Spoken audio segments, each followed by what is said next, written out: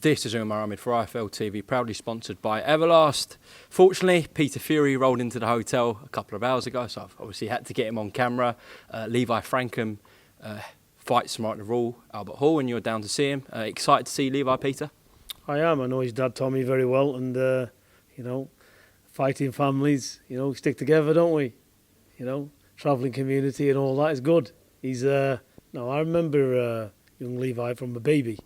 And he's come on, he has. He's got some serious talent. He's definitely one for the future, for sure. Of course, the Frankham family have got a proud history in the sport, and we've got Josh Frankham at the moment, obviously Levi tomorrow night, trying to continue that. So should be exciting times for the Frankham family moving forward. Yeah, definitely. I think a win's inevitable. It's just, at this stage, it's all about learning and just picking things up, but definitely a good young talent, for sure. Absolutely, we look forward to that tomorrow night on BT Sport. Peter, I want to talk to you obviously about your guy, so we'll start with your boy Hughie. Exciting times in the heavyweight division at the moment, and Hughie's banging the mix. He's been there before, of course, at the top level. What is the latest with Hughie Fury? We're just waiting. He's going to be fighting in September. Waiting on opponent and exact date. But yeah, we'll have some news on Hughie very shortly. Is there anyone or sort of a level that you can disclose to us, Peter, that you're potentially looking at for September? There is no levels. He's up in the best level himself. I believe he's the best heavyweight in the world. And that's a big statement. But there's a difference. There's been a boy fighting a man. Now there's a man fighting a man. So now let's see. Hughie will fight anybody. Fight anybody. That's what he's there to do. He's 28 fights in. He's 26 years of age, so please don't speak to me about levels because he's at the highest level. So like I said, he's fought everybody as a young boy. Now we're seeing what it's like, a man versus a man, because heavyweights, they don't mature, do they? But he is mature now. He's still got maturing to do, but he's ready. He stepped on that platform. He's a man. He's trained down. He's had months and months training camp. He's 17 stone 7. He's ripped. He's a proper heavyweight. That is a big statement, as you said. So you see him, of course, every day. What justifies your statement, saying that he's the best heavyweight in the world? Can you explain that, please, Peter? Because he's fought everybody as a child, and now he's a man. So that's the difference. So we'll see a big difference. People think he can't punch. He has various sparring partners, and you've only got to speak to them and see if he can punch or not. Like I said, let's see. He's going to get him out again, and the difference is with Hughie, there's not going to be any politics. Put an opponent in front of him, he's going to fight him. And just get it on, see who the best is, that's it. How do you think Matchroom have done with Hughie Fury so far? Do you think they've done a good job for him so far, Peter? I do, they've done well, and like I say, it's, I've got no complaints. Everybody's putting the work in, and everybody's doing the best they can. So, we're just going to do what's best for Hughie and get him forward in the best way and as soon as possible. His time is now. He's ready. What learning fights does he need with 28 fights and been in with everybody? It's just he's been tweaking his game. And like I said, the years now is on his side. So let's get these fights made. I think people sometimes forget Hughie's age as well because he has been around for so long. Obviously started at 18 in the pro ranks. People do forget he's still a young man in this sport. Yeah, 100%. He's had a few losses. So what? He's learning, isn't he? We can all get protected records and have a fighter who's 30-0, but what does that mean? As boxing people, we know when you're fighting quality opponents, you can lose. But look, he's never been down. He's never had an 8 count. He's only lost because he's not done enough himself down to his maturity years. But now, that's all changed. So like I said, let's see. Would you say from sort of the Parker fight, the Pulev fight, to the Povetkin fight, even though they didn't go the way you wanted and Hughie wanted, that you saw gradual improvements in Hughie, especially with the Povetkin fight? Yeah, 100%. You got to take these type of fights to really learn and know what it's like. To be on the receiving end, to come in that dressing room and have a loss and see what you couldn't get off on the night and things like this. It's all maturing, it's all learning. So he's got it all in the bank. So he is a different fighter today, mentally, physically, and everything else. So it's going to be. I'm excited to see, and he's excited himself. He's He's been inactive now for quite a bit, but he's not been out the gym. He's been constantly training, constantly grinding away, working on the things we need to work on. Look, talk's cheap. We're working every day. So he's been working on perfecting his game. And I'm not somebody that overlooks things. So, I'm not somebody who says things either to gain some bullshit publicity lines. Yeah, he's here, he's a serious heavyweight, and he will be cracking open on the scene very, very quickly. Of course, he's fought for the British title before, world titles as well. He's never gone for that European. Is that a possibility as well, that you're looking at the European title? Well, look at anything that's reasonable and feasible. So let's see. We'll get the fighters put forward, and he'll be fighting. Main thing is for Hughie now is to still get 2 fights in this year. That's what we're looking at, September and towards the end of the year. Okay, moving on to Savannah Marshall. We know she's out mid-August. No opponent confirmed at the moment. When are we going to learn of one, Peter? Soon?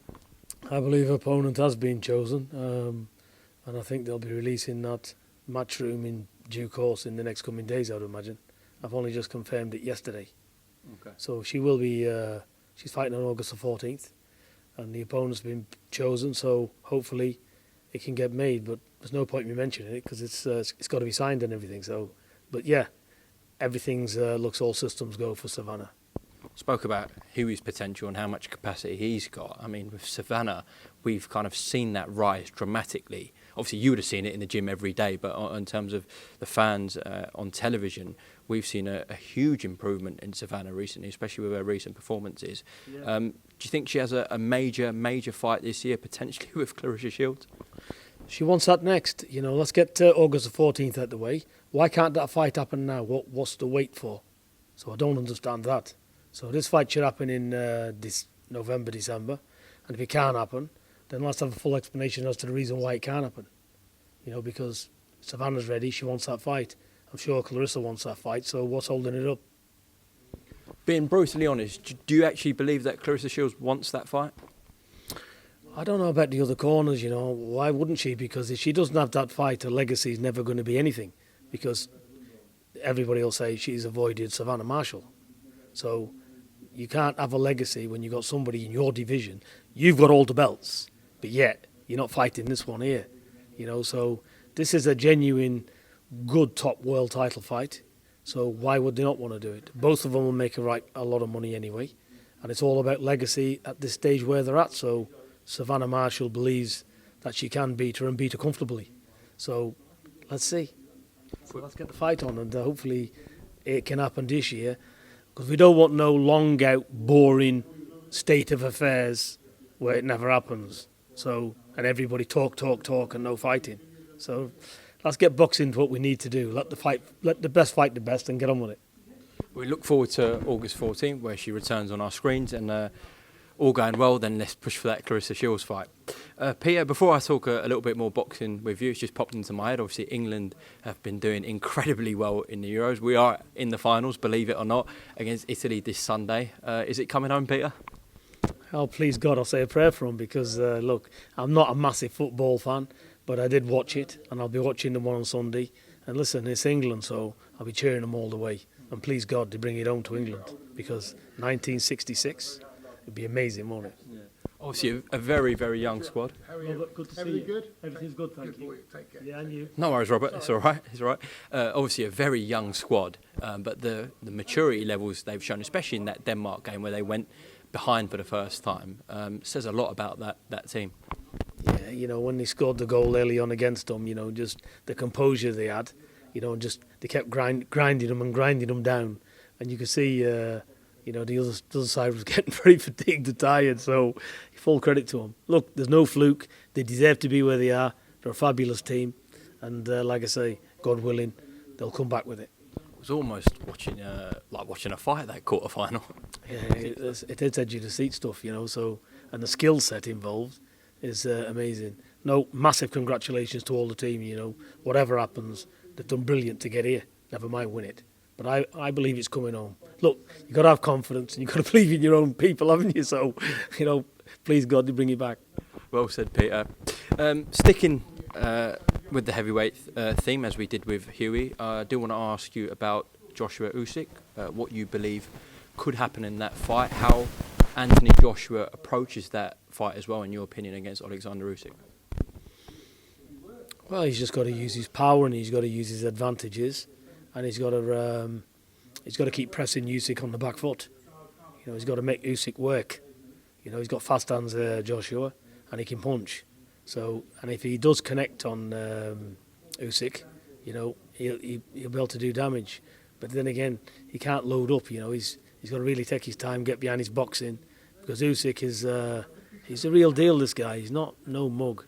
You know, he's not too small of an heavyweight. I've listened to all the press and all that. It's a serious fight, and it will be a serious fight. Look, he can get out there, AJ. He can win it early. He can catch him early, and it's good night. You know, because if he gets it on him, it will be good night. But it's a tall order, so it's going to be a close fight. It can go any which way, that fight.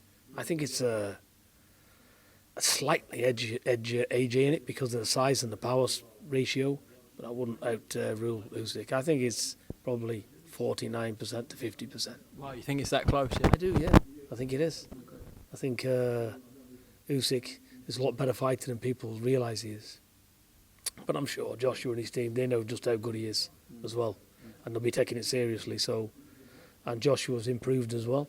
I see improvements in him. So he's getting more mature. He's not just relying on the power. He's, so be a good fight. I'm looking forward to seeing it.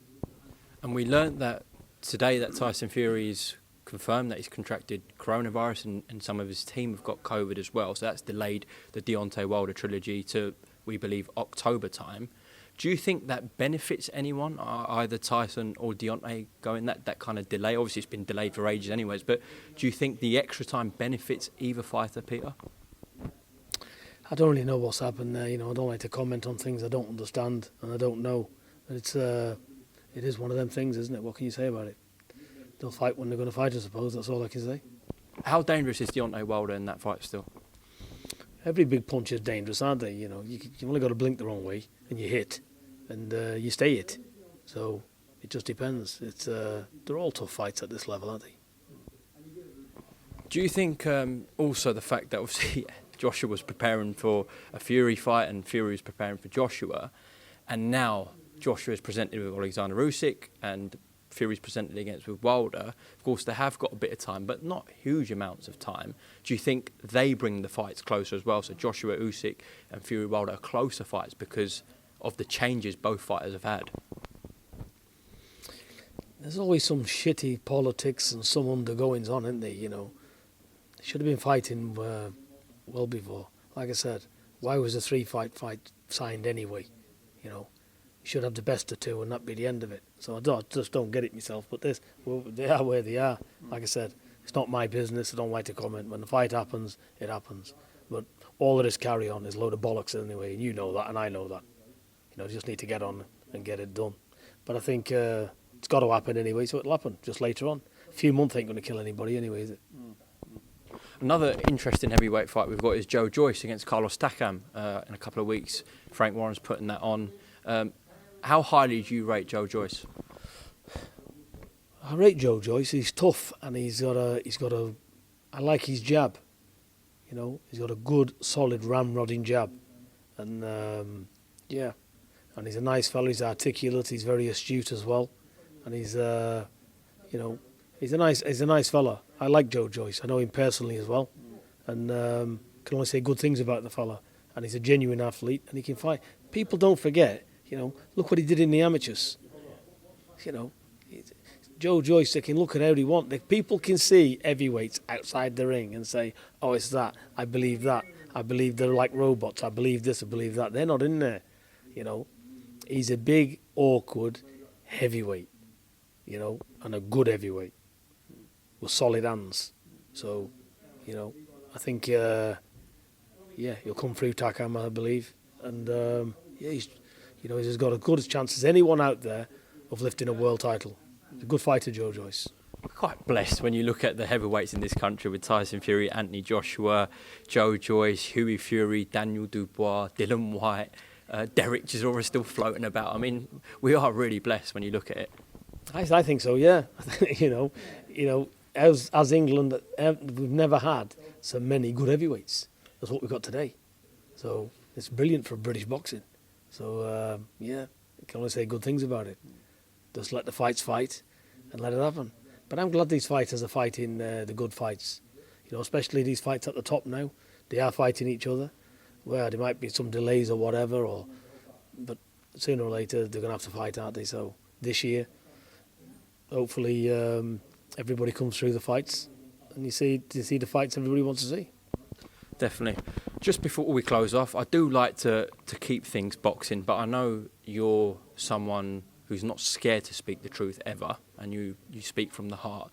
And of course, a couple of months ago, we saw the travesties that were going on in Palestine, and everyone was speaking about it on social media. It was kind of the in thing to speak about it. From what you hear, terrible things are still going on there, but no one's really talking about Palestine anymore. Just your thoughts and comments about all the injustices that are going around the world, but obviously we saw some of the horrific scenes from Palestine. Yeah, just your comment on it, Peter. Anybody who's putting them Palestinians down are not God-fearing people, because the blessed Lord is about love and affection and not harming people. Yeah, and they believe in the blessed Lord just like their neighbours do.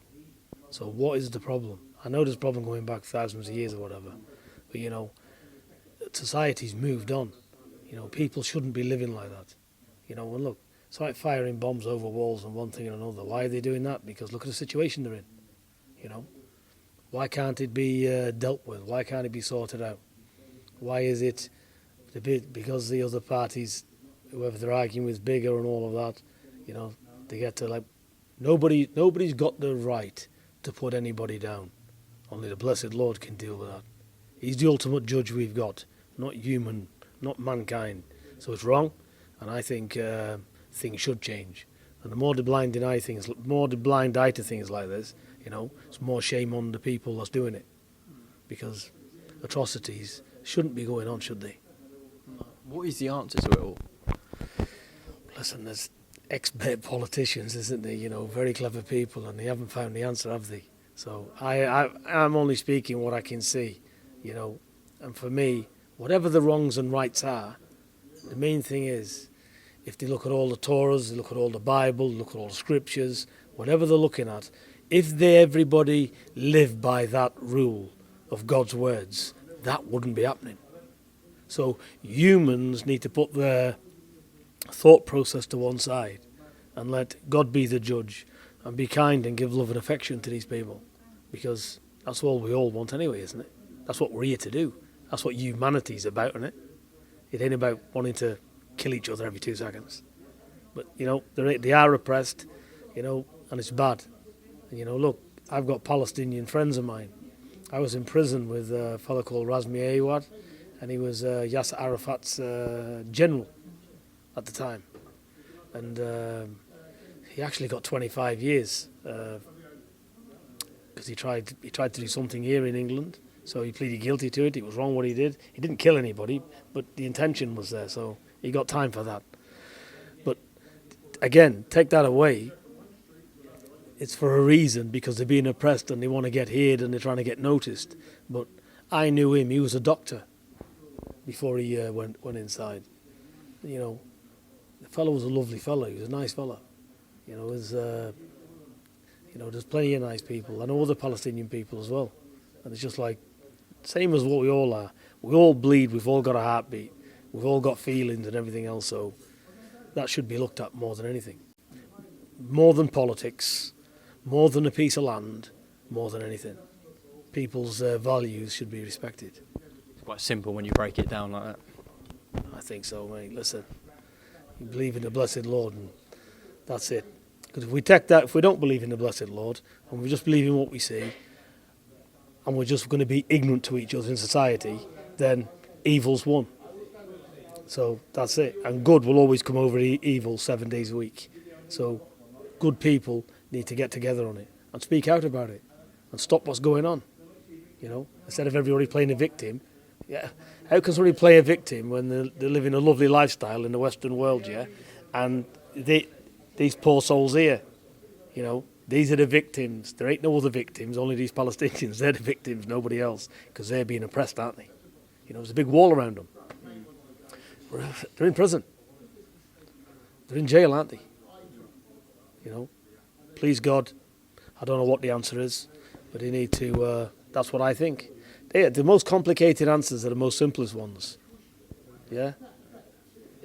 Good in people and good-heartedness, and that's it. But it's all this culture crap, you know. Oh, you know, Muslim, the Christian, this, that and the other. There's only one God. There ain't a Muslim God and a Christian God. There's one. So why don't they all just play the line and do what's right? And everybody don't want to speak out because they'll have Jewish friends, or it'll be one thing or the other. I've got Jewish friends. I respect the Jewish culture. Listen, I respect everybody. But what's happening with them ain't right, is it? So it needs fixing. Okay, Peter Fury, I really do appreciate your time on IFL TV. We'll go back down to the Frankhams and enjoy the rest of the night, and obviously really wish Levi Frankham a solid performance tomorrow night at the Royal Albert Hall. All these young lads has got my ultimate support, you know. Lovely young lads, good fighters. It's Charles, Josh, Levi now. And, you know, my advice to them is look, you know, keep to this boxing, stick to it, because they're all talented in the world, yeah? You know, don't drift off it. Keep doing what you're doing. It's not an easy road. There's ups and downs, but if they keep going, they can go as far as they want. But yeah, it's great speaking to you in person rather than on Zoom, and I'm sure we'll speak to you on IFL TV soon, all right? Good to see you, Ma.